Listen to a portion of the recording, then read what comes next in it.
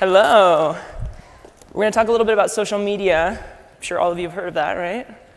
Okay. First, just 30 seconds on why I'm here. I've actually been in this space for a little over 10 years, which sounds kind of crazy, but I started when it was called word of mouth marketing. There was no term social media yet. It was YouTube and Blogger and MySpace and all of those channels.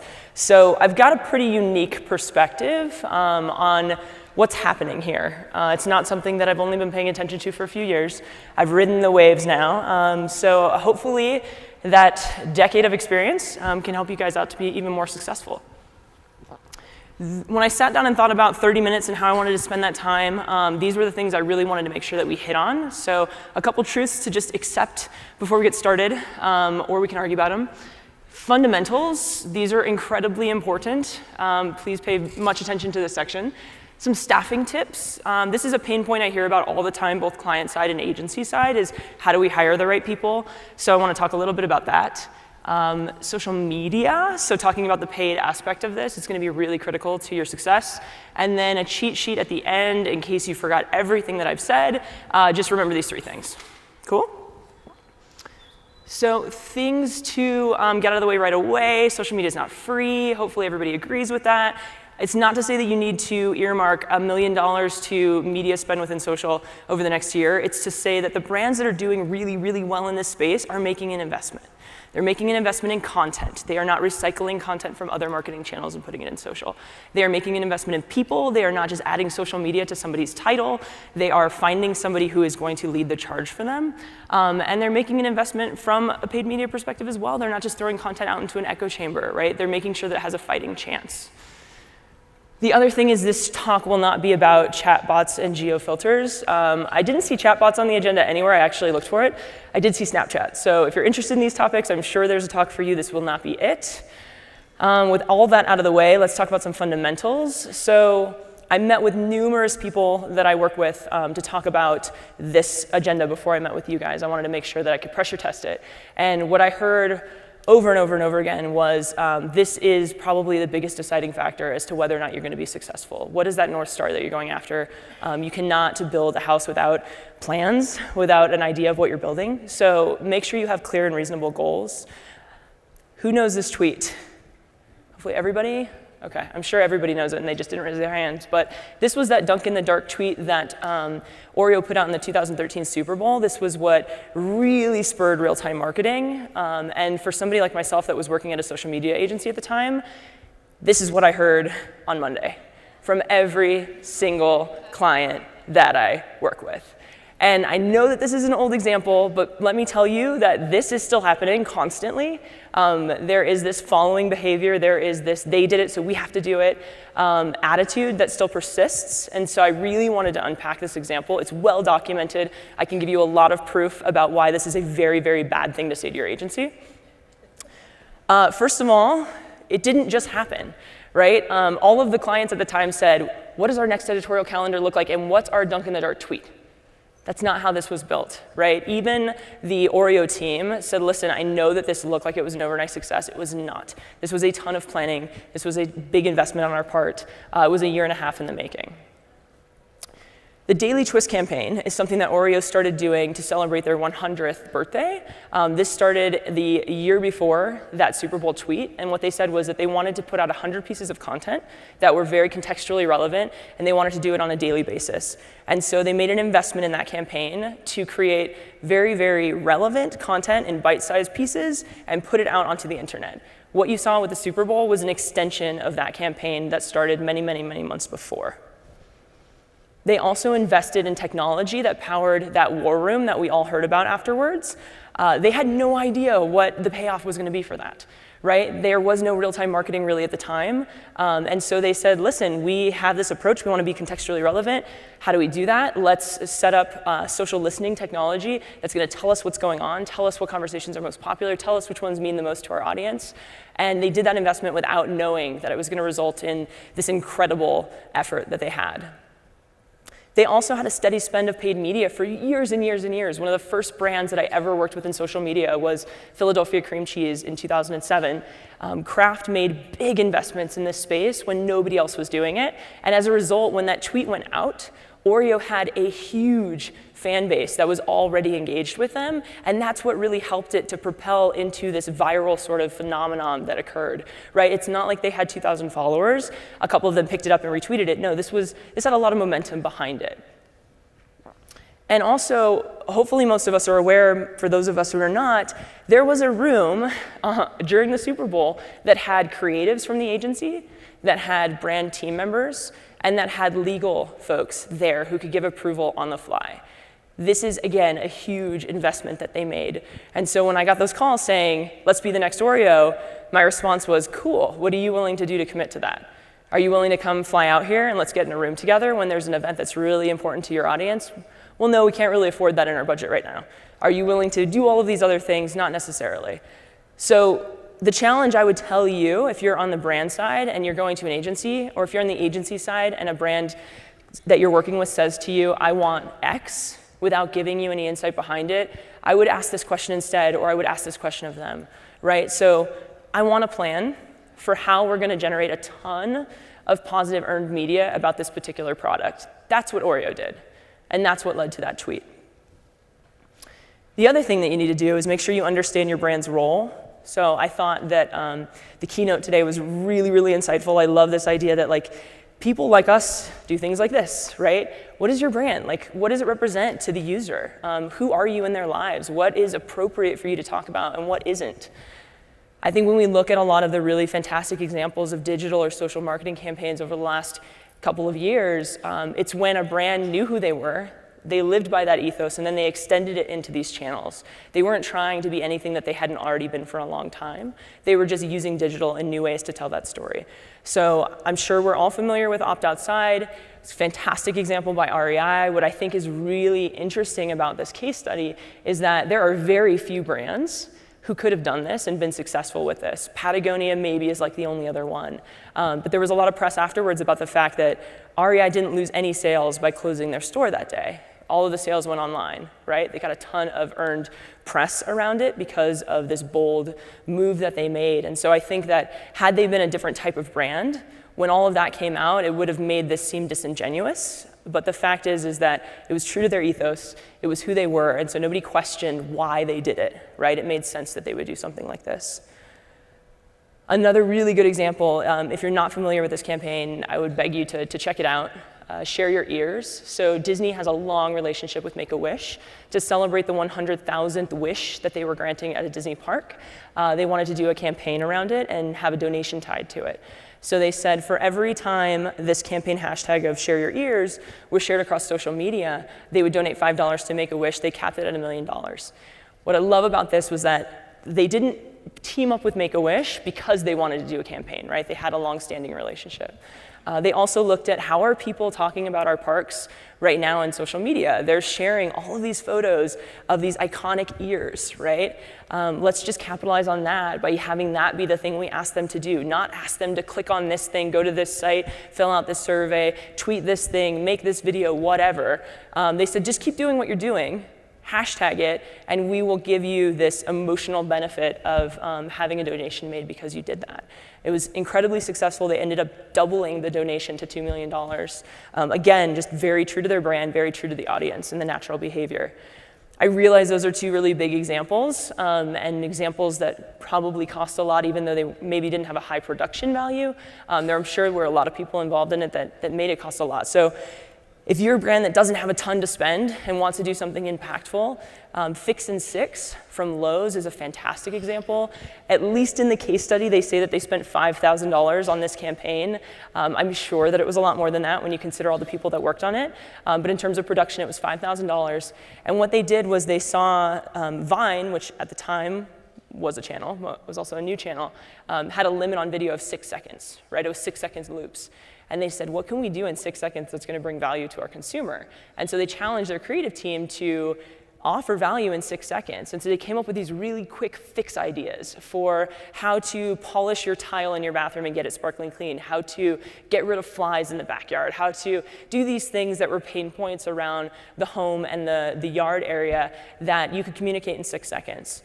And so with $5,000, they did this campaign, and they got millions and millions of views. They also won a Cannes Lion, which is not necessarily the reason that we do social, but certainly makes your CMO very happy. So a lot can be done with a little bit of money, but you have to be smart about it, and you have to understand, what is the goal for this? What is our role? What do people actually want from us? The other thing is have a crisis management plan. Just getting it out there. The best way to have a plan is to plan to avoid crises. Social media obviously gets a lot of flack for the things that can go wrong, right? So somebody tweets from a brand handle when they meant to tweet it from their own handle. An account gets hacked, or your CEO says something really stupid, and now all of a sudden you're defending yourself on Twitter. What are the ways to avoid all of those? There's not a simple one, but you can be really prepared. So a few tips here, just making sure that you have policies with your agency, that you know that they're changing your passwords on a regular basis. I mean, this is housekeeping stuff, but it's important because unfortunately, we can do a lot proactively to make sure that we have a good social media effort going out. But if we're not thinking about these things, all of it can go bad really quickly. And it's not to say that the impact to the brand is necessarily devastating, but what I see is that when something goes wrong in social media, suddenly the CMO doesn't want to spend quite as much money there. Suddenly those risks that you wanted to take are a lot more risky than they were a couple of months ago. So these are really just the basic things to really set you up for success and hopefully get some really exciting work out of your team and the teams that you partner with. Staffing is also something that I know is a big pain point. Unfortunately, it's not always them. Sometimes it's you. Sometimes it is them.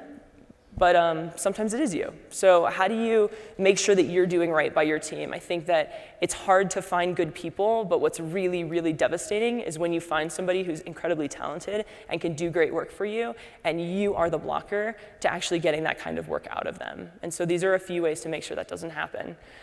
First of all, ask what they need. I work with a lot of clients, and it's not often that we get somebody who says, listen, I want to make sure that at the end of this project, if we didn't succeed, it's because it just wasn't meant to be, not because we didn't give you what you needed. So help me understand, what do you need from me? What can I do to set you up for success? That's really, really important. Empowering the right people. We talk about real-time marketing, and we talk about those opportunities that come up. I cannot tell you how frustrating it is to be on the creative side and have an opportunity present itself. You call the client and you say, listen, this is a great opportunity for us to get a ton of earned media for you guys. This is a topic that's absolutely right for you. Here's the creative that we've put together. And they say, I love it. Let me go ask my boss. Their boss is really busy. Their boss doesn't get back to you until the end of the day, and now suddenly you are the 5th brand that's responding to that, and it's not going to be nearly as successful as if you'd been able to just jump on it.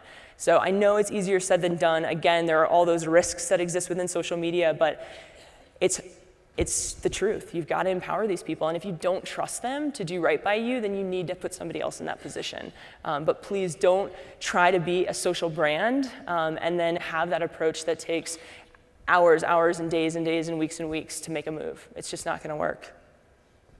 The other thing is just make sure that you're maintaining an active dialogue with those people. So you may ask the agency when you hire them, what do you need from us? Let me set you up with all of these stakeholders internally and have them talk to you about who we are as a brand and what our challenges are and these things and that. And you give them this incredible download and then radio silence. And then it's just reports that you get on a monthly basis, or it's quarterly meetings, or it's checking in once in a while to go over the scope.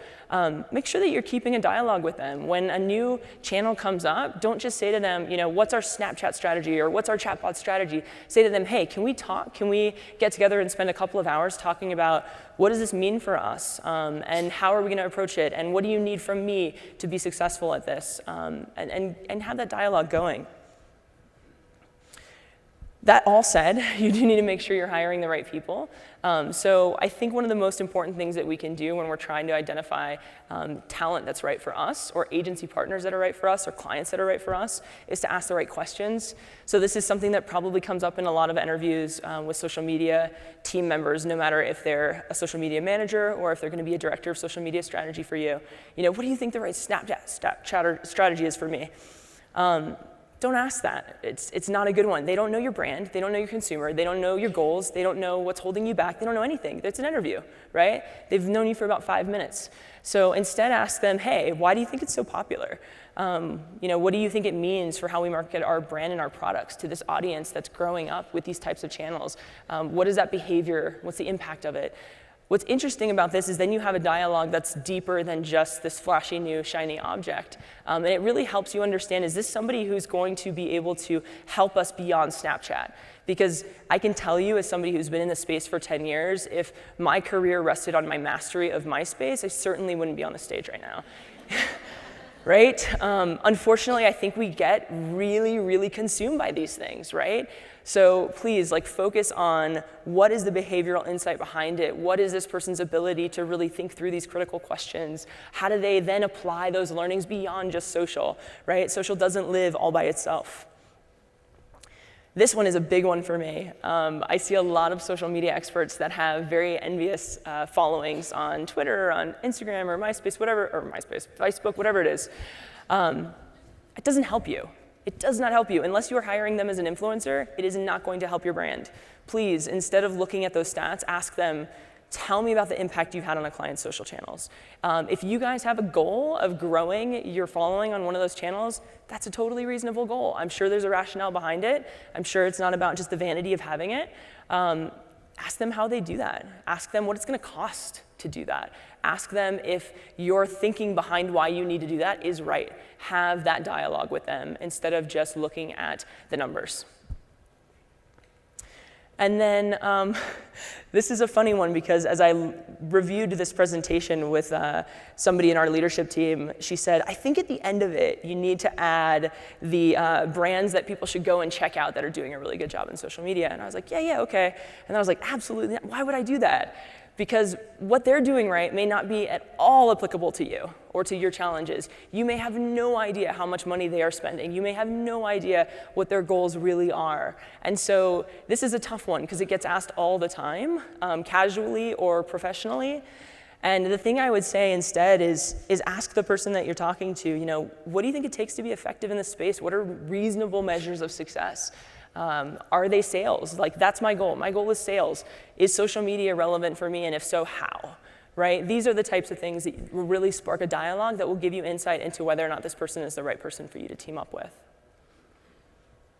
And then a little bit about media. So hopefully we all know this. I think we all intuitively know this. We can't just build it and expect that they will come.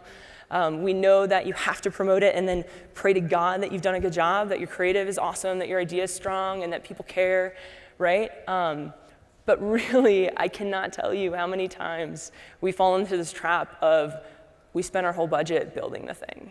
So now we don't have any money to promote it. But it's really awesome. So if you just tell people, they will go there. Not gonna happen. Definitely a lot of competing things vying for these people's attention. They need help getting there. So please, please, please, if you have whatever it is that you're doing, whether it is a microsite that you're building for a specific product or campaign, whether it is a contest that you want to run, whether it is whatever, make sure when you're looking at your total budget that you've carved out a significant share of that to be paid media to help to support it so it can be successful. Except that you can't buy a virality. I think hopefully we all know this by now. It doesn't mean there isn't an investment required, but this idea that we can create a viral sensation is done. It doesn't work that way, right? It is a matter of the right time, the right place, the right brand, the right opportunity for that brand, the right consumer. All of those things need to be in place. And there is a lot that you can do. Like I said with Oreo, it's a great example of how they set themselves up to have moments like that. But it certainly wasn't just that they put a bunch of money behind something. And this one may come as a surprise given that I work on the social media agency side of it, but hopefully it's not. We want to be successful for you. Please hold us to the same accountability. I do not want any other marketers to be looking at the end of the year and saying, "Why? Where did it go? Where did all that money I spent in social media go?"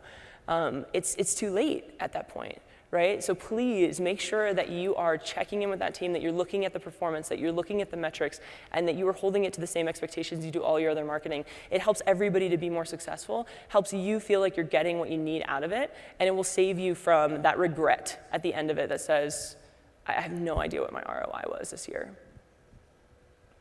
So cheat sheet, that was a lot. If you remember 3 things, these are the 3 things I would hope that you take home with you. One of them is please know what your goals are and then quantify those goals. And then share those goals with your leadership team. Make sure that they are on board with those goals so that you don't lose your job. Share those goals with your team, get them inspired, get them on board, make sure you guys are all working towards the same thing. And then share those goals with your agency and ask them, can we reach them? Can we achieve them? And if not, why not? What do we have to do to make sure that we get there? And then hold them to it. And go back and check and make sure that you're meeting those goals. And that, again, you don't have that regret at the end of the year or at the end of the effort. Know what's being said about your brand. I touched on this a little bit when I talked through the crisis stuff, but it's 2017. We have an incredible opportunity to hear directly from our consumers on a grand scale or on a very individual scale all the time, and we're not taking advantage of it. So know what people are saying about your brand, know when it changes, know why it changes, know what you need to do about that. There's a lot of those crisis moments that occur for brands that had they found and identified that conversation earlier, they could have reacted, they could have really put that fire out before it turned into what it turned into. But unfortunately, they're just not listening until somebody says you've got to be, right? And then make sure your team is empowered in their job. This is probably, other than having the right goal, the most important thing that you can do is like go back, if you're on the brand side, go back and ask the team that reports to you, do you guys feel empowered? Do you guys feel like you have what you need? It shouldn't be a scary question because it's much more scary to think about the fact that they could be operating without having what they need. If you're at the agency side, ask them as well, look at the clients that you have, look at the goals that you're trying to reach. Are you achieving them? If not, ask them why not. I think as these environments change, as new features come up, when Instagram launched stories, the clients were like, okay, what's our story idea? It wasn't, hey guys, this is a new feature, something that we hadn't been using before. What do you need to do it right? What do we need to get you? What does this mean for our budget? Where do we need to move things around? Where do we need to maybe have a conversation about what this looks like for us versus just expecting that there's going to be a tactical approach to these things? Cool. I think we have like 7 minutes for questions. Yes? Can you talk about how you would position a leader in the organization as a voice on Twitter or with a Twitter handle? Absolutely, it's a great question. So she asked, how would you position a leader in an organization in one of these channels, like Twitter is a great example. It depends on the leader, right? So it depends on their aptitude for the space. There's some leaders that want desperately to have a Twitter handle and they want to tweet, but you've got to talk to them about what's your intention with it, what's your familiarity with it, how viable is this that you're going to own it yourself. What I think is usually a great use, and this is just based on the leaders that I've worked with, is having them be accessible to this team.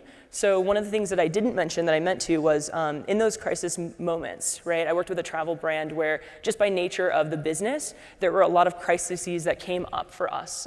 It was no fault of their own. It was weather. It was things like that that would happen. And what we found is that when we could get a statement from the CEO, it calmed things for the customers. So a lot of times that's the right way to involve them is, hey, when we need you, we're gonna pull you in. You can do a live chat with some of these consumers. You can issue a statement. You can recognize some of the things that are happening. You can get involved in that capacity. In the exceptions, it's a great idea to put them on Twitter themselves and have them have those direct dialogues. There's just a lot of things that have to be considered if that's gonna happen. It's gonna take a lot of their time if they're gonna do it right, and there does need to be just an aptitude for it. You need to be able to trust that they get it. Yes? Another question. You mentioned find out what's being said about your brand. Yeah. What would you recommend it would be a good tool and maybe a good question to ask? Yeah. So he asked, I mentioned, finding out what's being said about your brand and what's a good tool for that.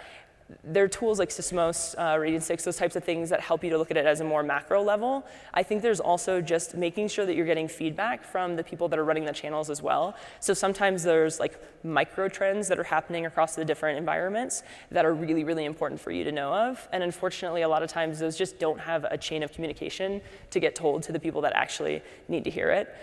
The other thing I would say is make sure that you're connecting the different teams within the organization. So social should absolutely be partnered up with PR.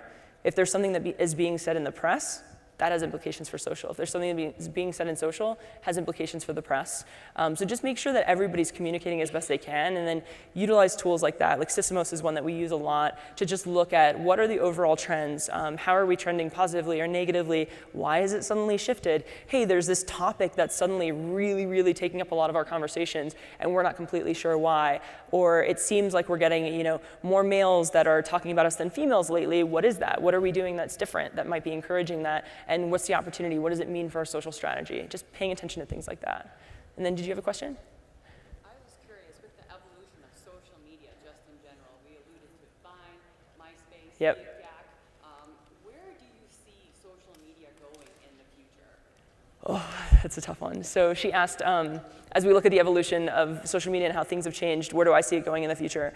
It's so hard to say. I think it's like this interesting time for us where this generation is growing up where you look at like Snapchat and you look at like the ethereal nature of some of these features, right, that are being added, like even like Facebook Live and Instagram Stories, right, and there's these similarities between them. People seem to want to experience it in the moment and not necessarily have it dictate their identity online. I think there's probably a little bit of a backlash against that. If you think about most of us that started with like Facebook, it was all about putting our identity online. Like, this is who I am. I mean, MySpace, you could change like the color scheme and have music going on your profile. It was all about an expression of oneself. Where it feels like now we're moving towards this, it's an expression of the moment. It's an expression of me right now. It's not necessarily like who I am. I don't want to be locked into it. But then you also see that, I don't know, they also have there's a lot of meaning there with them as well. So I don't know where it's gonna go, but I can say that if your audience is aging out right now and you're going after a younger consumer, you gotta figure it out, right? And you gotta figure it out not just for social, but for everything else that you're doing. And other than that, I would say just these fundamentals will carry you through, right? Like, they've carried me through my career. I've never had a client that said to me, we spend too much time talking about, our goals or trying to understand our brand or trying to understand our consumer, right? Those are the things that really matter, and those are the things that help you understand when Snapchat popped up to say, does this make sense or does it not? I was in social at a time when there were these environments that were popping up on a regular basis. I remember when Twitter suddenly was there and we had to make the call, do we recommend this to a client or do we not? And it's just understanding those types of things about your consumer and who that consumer is and how much they're affected by these new channels. Unless you're going after 14 to 18-year-olds, they're probably not as affected as, the press might make us think that they are, right? Yeah.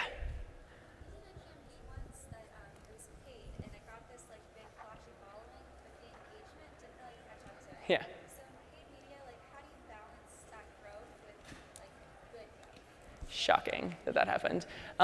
So what she said was that they did a campaign where there was a big paid component of it, and they got a giant following, and then they saw that engagement tanked. Not surprising. So you need to make sure, even when you're paying to reach people, you need to reach the right people. So definitely something like, the last thing I want to do is give you guys any recommendations that I'm going to be like, this is applicable to all brands and all challenges and all. That's not the case. But I would partner with your paid agency and say, help me understand who are the most engaged fans of my brand right now. Who are those people that organically are coming to us and engaging with us? How do we reach more of them? Right? How do we reach the people who are really going to love us and not just follow us? And then how do we expand beyond that? So who are those tertiary audiences that maybe aren't as engaged because they don't seek us out, but they're still really passionate about our category, and maybe they're not attracted to our brand, so there's an opportunity to strengthen our relationship with them. But I would think about it from that perspective as do not just go for whoever's going to follow you for the cheapest, right? Engagement is going to be much, much more critical. Otherwise, you're going to keep paying and paying and paying, and the value you're going to get is very, very small. Got a couple more minutes. Yeah? Going back to the evolution of social media, Yeah. I feel like Snapchat, Instagram might be laying the groundwork for augmented reality and virtual reality. Totally. How do you think that kind of plays into the next evolution? It's such a good point. So he was saying that with Snapchat, particularly, I think they're kind of laying the groundwork for like augmented reality, and I think it makes total sense. It's hard to predict, like, what does that mean for us, you know? Like, it's one of those things where if you are a brand that is blessed to be just rolling in the dough and like has a lot of money to spend, then figure it out, like try it out, see what it means for you, you know? But I think that right now, like, don't try to recreate what's already happening naturally. So if you think that that's a really exciting territory for you and it's your audience, your target, that's actively engaged in those channels because that seems to be a meaningful experience for them, make an investment there. Don't try to create something that mimics it because people don't want to have to go somewhere else, you know? They're just going to keep doing what they've been doing. Cool? Yeah. So you talked about how Oreo built the foundation to make things go viral. Yep. From a nonprofit standpoint, Yeah. can you talk a little bit about maybe building the foundation so that when you ask, you get good conversion rate because you already built that foundation as opposed to one just big, hey, please donate right now, we haven't built any foundation? Totally, that's a great question. So he works at a nonprofit and he was asking, you know, Oreo built a foundation. How do you go about building a foundation so that when you do have something really incredible, that it has a chance, it has some visibility? And I would say for somebody like yourself, you have supporters. You wouldn't exist if you didn't, right? So what's your relationship look like with them? How often are you communicating with them? How do you build those individual relationships? And then how do you get them to move from relationships to advocacy? And how do you just create an environment where it really is true to who you are and what your experience with them is, and through that keep them engaged so that when you have something that you need them to do for you, like we have a big fundraising goal, we're not reaching it, we want to get more attention to it, they're already used to being asked to share on your behalf. And it's not suddenly like, I haven't heard from you in 6 months, and now you're asking me to do this thing for you, right? Cool. My time says 0, but nobody's kicking me off the stage, so what's up? How do you create more engagement on social media when your business is more B2B? Man, I wish I knew the answer to that. So he asked, how do you create more engagement when your business is B2B? You know, Seth said something earlier, which I thought was very true. It's easier said than executed against, but he said, B2B is still people, right? You're still talking to people. People represent those businesses. I think that's true. I do think, though, that it's a totally different ballgame. I think that there are opportunities to utilize LinkedIn, obviously makes sense, right? But it's going to be a totally different challenge. And I can tell you just personally, my experience has been all B2C, very limited B2B. I'll give you my card. Cool. All right, now I'm getting kicked off stage. Thank you so much. Appreciate it.